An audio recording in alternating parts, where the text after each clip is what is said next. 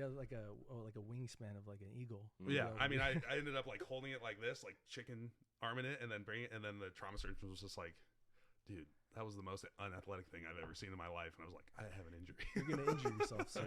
And don't further injure yourself. So you toughed it out. You were still working as an orthopedic resident, right? This is what year residency? Intern year. So This was your intern year, right when you started. Yeah, the injury was, so we start residency. We started residency, Ryan and I did, July 2020. And then the injury was April 2020.